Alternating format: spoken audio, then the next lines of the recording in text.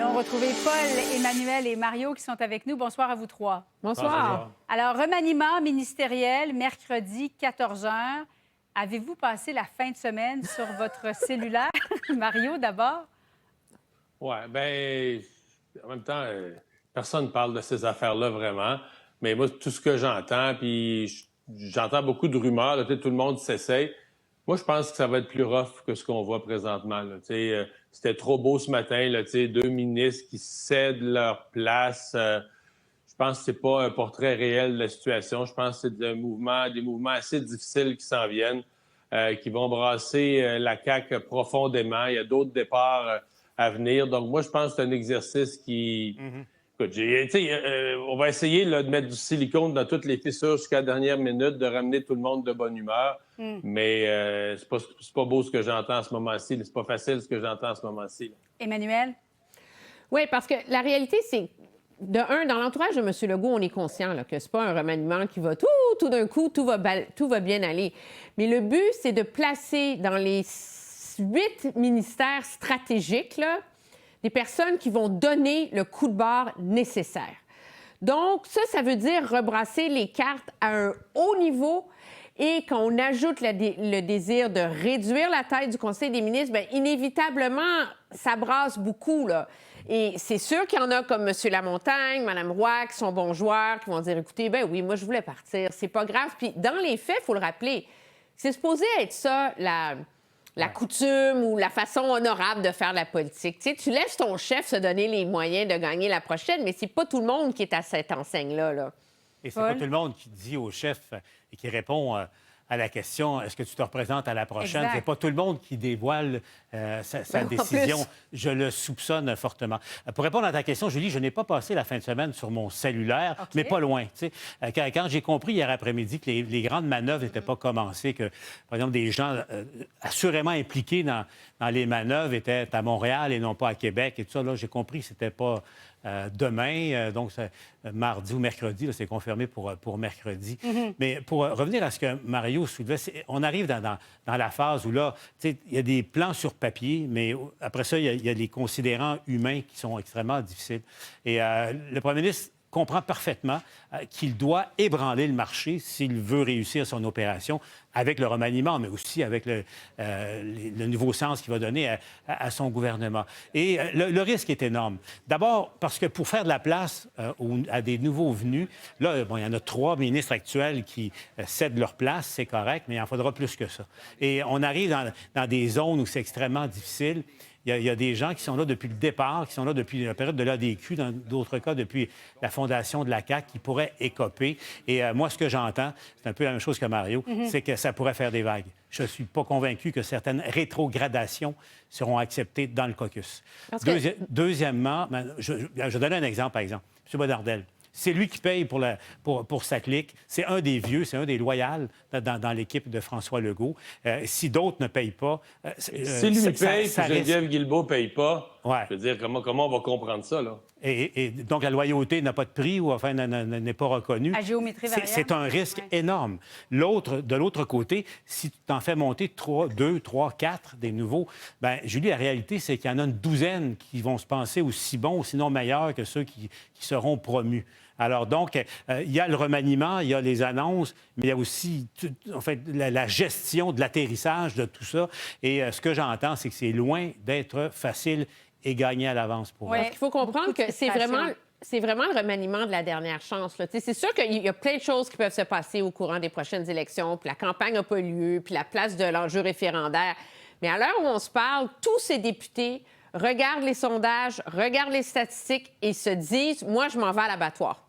Parce qu'à l'heure où on se parle, la CAQ ferait élire, là, on les compterait sur les doigts de la main, là, le nombre de députés.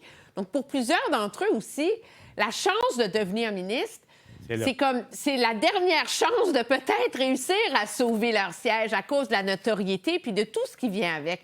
Alors, c'est doublement cruel pour ceux qui vont rester sur les banquettes arrière.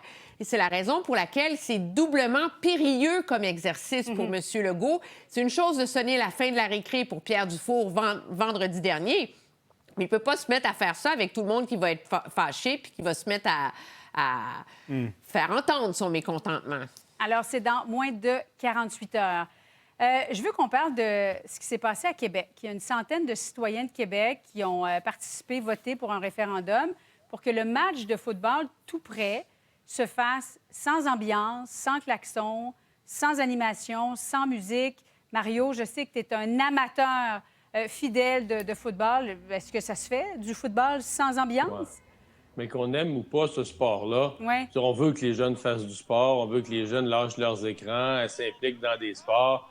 C'est ça qui est incompatible. Mais sincèrement, pour moi, c'est pas le vote des gens qui doit être jugé. T'offres à des gens qui veulent peut-être la tranquillité. Je veux même pas les juger. Voulez-vous du bruit ou pas de bruit? Vote pas de bruit.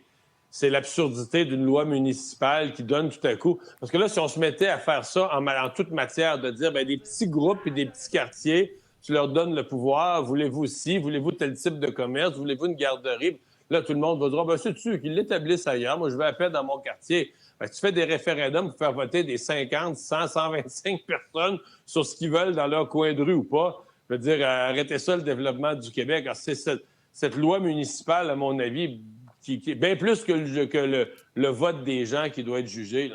Oui, Bruno Marchand va tenter de renverser d'ailleurs le résultat du référendum. T'es pas convaincu, Emmanuel? Bien, ce que j'en comprends, là, puis je suis vraiment pas une experte de la politique municipale à Québec, mais ce que M. Marchand a le pouvoir de faire, c'est essentiellement de suspendre... Parce que le référendum portait sur si on allait accorder un changement de zonage pour le bruit la fin de semaine. Et c'est ce qui a fait qu'il y a beaucoup de gens qui ont voté contre parce que ça a été hyper mal géré de A à Z. Parce que chez certains qui se sont opposés, la crainte, c'était pas que ça s'applique aux 11 parties de football par année, là, mais c'est que ça soit général. Alors, il y a toute une...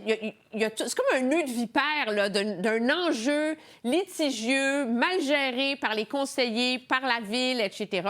Mais ce que M. Marchand peut faire, c'est suspendre ça pour 1 an, pour la saison de football. Mais le fond du problème du bruit, lorsqu'il y a des games pour les enfants de cette école-là, ne sera pas réglé à l'avenir. Alors, c'est encore plus ridicule, tu sais. Paul, est-ce que tu penses que la genèse du problème, Bruno Marchand aurait pu s'en occuper davantage? Bien, il y a le règlement, tu sais, l'absurdité du règlement, comme on parle à Emmanuel et Mario. Mais tu sais, ça soulève aussi une question de bon sens. Moi, je me pose la question suivante. Tu vis dans un quartier, puis on voit, il y a une partie très, très huppée. Là, tu as des jeunes, c'est une école privée, de primaire, secondaire, les jeunes du secondaire, à qui on reproche d'être toujours collés sur leur ordinateur, leur tablette, ou sinon de mener une vie de délinquant. Ces jeunes-là jouent au football, vont à l'école, puis ils ont des bonnes notes, parce que sinon, ils ne jouaient pas au football.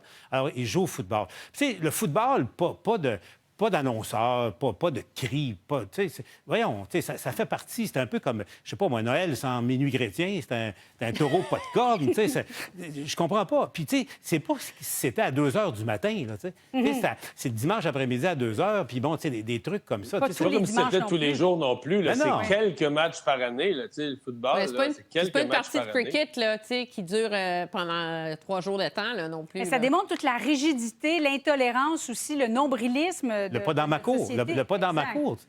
Ouais. Emmanuel? Bien oui, mais c'est totalement malheureux. Là. Moi qui habite dans une ville où on roule le trottoir à 7 heures, là, je peux vous dire qu'il y en a eu... Ottawa. Donc, c'est vrai ça, mais Emmanuel? Mais il y en a eu il y en a toujours des débats comme ça dans les villes. L'enjeu, moi, je pense, c'est la façon dont ça a été géré par la ville, parce que ce que j'en comprends, c'est que c'était tellement serré, une espèce d'enclave où les gens ont eu droit de voter dans un référendum, que de facto, si tu prends le monde qui habite tout autour de l'école, qui sont les premiers touchés, mais si tu ne sondes pas une communauté plus large, parce qu'une école, c'est pas seulement le bruit à un demi-coin de rue. Une école, ça fait partie de la communauté, ça fait partie de la vie. Et ça, c'est ce qu'il y a d'absolument tragique là-dedans, là, c'est que ce soit arrivé sous prétexte que ça a été mal géré du début à la fin. Veille de rentrée parlementaire à Ottawa, et Pierre Poilievre t'a accordé une des rares entrevues qu'il a accordées depuis qu'il a remporté cette circonscription en Alberta. Écoutons ce qu'il avait à dire. Je serai Pierre Poilievre. Je serai fidèle à qui je suis. Je ne vais pas réinventer un nouvel personnage. Je suis Pierre Poilievre. Oui, je serai un batailleur. Je vais m'opposer aux choses qui sont mauvaises pour le Canada. Et aussi, je vais proposer des bonnes idées qui vont améliorer des choses. Mario, en misant sur l'authenticité, est-ce qu'il va pouvoir remonter la pente? Bien, c'est sûr qu'il y a des mois très difficiles. Là. Ça va être un gros test pour lui. Le test de leadership, va devoir gagner la confiance de ses membres. Ce que je trouve drôle, c'est quand il dit qu'il va proposer des idées. Là. Ça, moi, je suis convaincu du contraire. Parce que s'il y a une erreur avec les conservateurs, c'est pas compliqué. Les conservateurs ont sorti leur programme très tôt, genre un an avant l'élection, à marteler, abolir la taxe carbone, la taxe sur les maisons.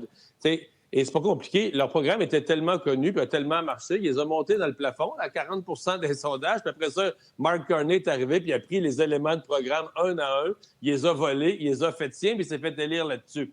Alors, s'il y a une chose, à mon avis, les conservateurs, c'est que la prochaine fois, il va dire qu'il fait des suggestions, il va essayer de tenir un langage constructif. Mais son programme, à mon avis, là, il va le garder dans sa petite poche jusqu'à la campagne électorale. Des choses, par ailleurs. Là. Il a proposé d'assouplir la légitime défense en cas d'invasion de domicile, de mettre un stop au programme de travailleurs étrangers temporaires. Je pense que ce qu'on va voir, c'est M. Poilievre se concentrer sur des enjeux où il sait que les libéraux sont vraiment coincés électoralement. Mais il ne faut pas oublier une chose. Si on parle de M. Poilievre, monter la pente, etc., il a perdu 1 là, dans les intentions de vote depuis l'élection. Puis à l'élection, oui, il n'a pas gagné. Mais le Parti conservateur n'avait pas eu autant d'appui à 41,3 depuis 45 ans au Canada. Ouais. Donc, le pari de M. Poilievre, est-ce que c'est pas de garder sa coalition puis d'attendre que les autres s'écrasent, tu sais? Mais il n'est pas PM. En même temps, il a échappé 20-22 points d'avance à quelques mois des élections. Évidemment, il est arrivé Trump et Carney, on comprend ça. Mais moi, je pense que, fondamentalement, le défi de M. Poilievre, c'est comment peut-il rester Pierre Poilievre tout en étant moins abrasif? Parce que c'est beaucoup ça qui a eu un effet repoussoir dans l'électorat. Et puis, alors, on verra pour la suite. Hein? Paul, Emmanuel, Mario, merci à vous trois. Au revoir. Salut.